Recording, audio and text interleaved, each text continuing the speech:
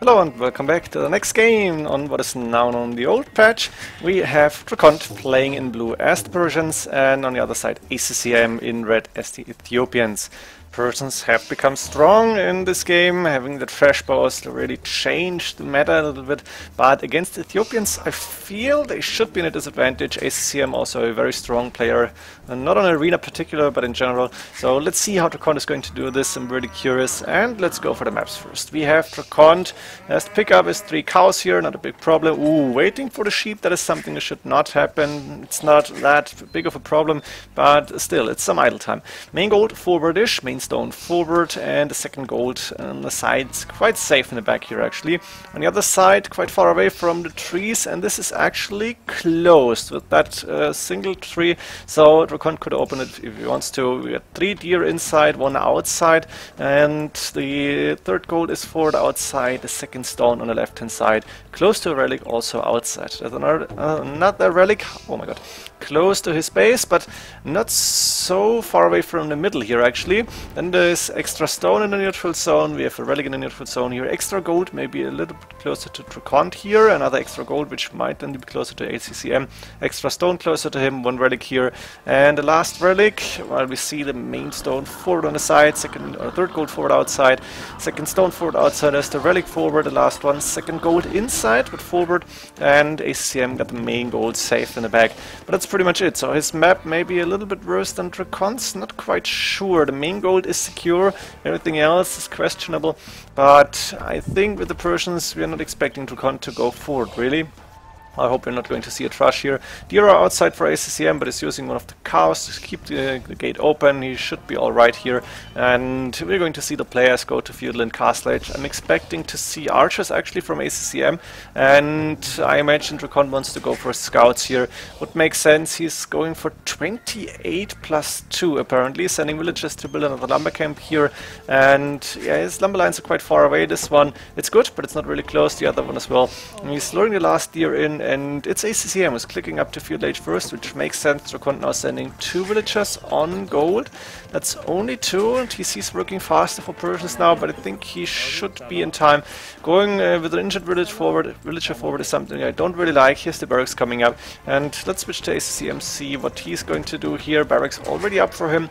2, and I have 1 villager on gold to get some archers out early on in Feudal Age, and now he has the 100 extra gold, 100 extra food. Archer range coming up as expected actually. It would have surprised me if ACCM was not going for archers here. And blacksmith probably, yeah, coming up as well on the main stone, something I don't really like, but okay, I guess ACCM will be fine here. First archer not on the way yet, but we could afford to. There it is, and the Castle Age click coming up any second now, yes, as well as double bit X, 2 archers actually queued, and we're going to see horse collar most likely, but actually this farm is not going to benefit from horse collar yet. I'm not sure about this one, maybe you could have waited for a little bit longer here, get more food than that. This one should do. DraCoNT also on the way up to Castle Age, pretty sure we're going to see a stable from him built, and the blacksmith as well. 2 villages on gold, he's fine with 10 farms, still 4 villages on the berries. That's 6 on wood actually, on the other side also 6. And now we're waiting for the first Castle Age battle, so maybe even late Feudal Age battles. Scout calves, 2 of them on the map, and 1 spearman. Is that going down, or is it an archer? I think that's a spearman. Now pikeman upgrade for free, obviously for ACCM, giving him a huge boost against scouts or light cav. Both on the way from both players.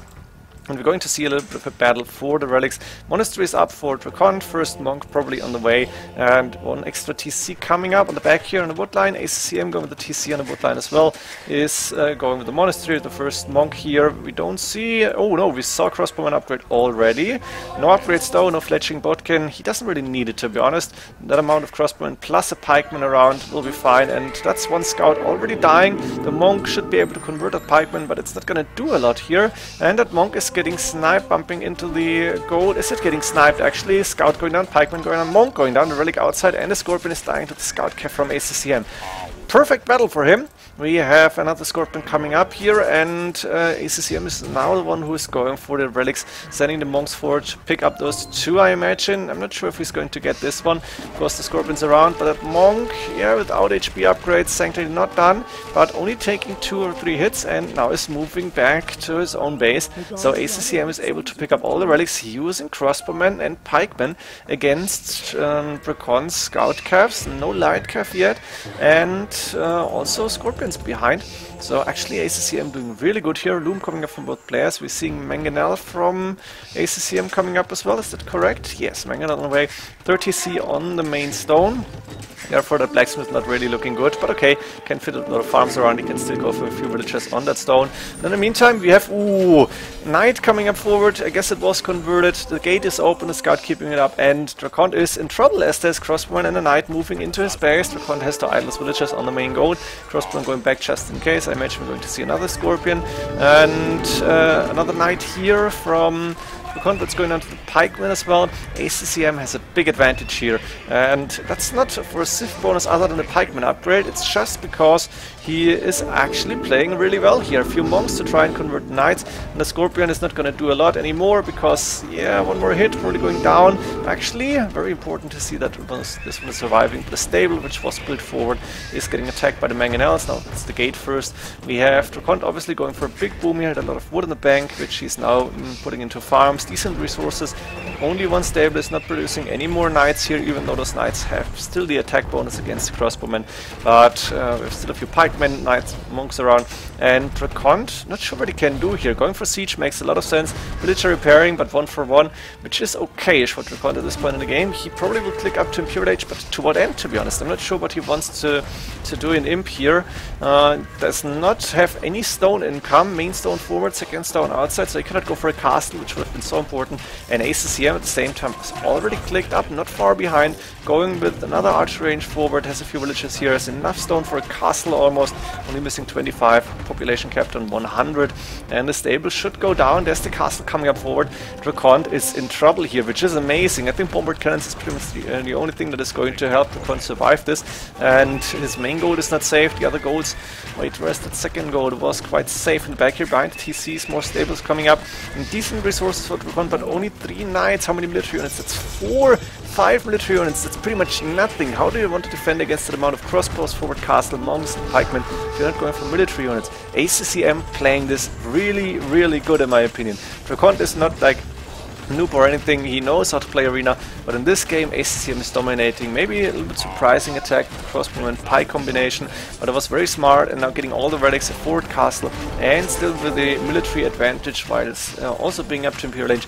This is really, really good. Siege Workshop should go down. Do we see bombard cannons coming up? Yeah, chemistry done obviously, but there's arbalest, there's pikemen, there's everything, and I'm not sure how do you counter this actually. Maybe siege rams helps, skirmishes even with the Persians, you don't want to go that direction. And trash bows probably not even the best idea, and you need a castle for that because you want to get that upgrade. So not happening. Arbalest moving in, bombard cannon pretty much the only hope.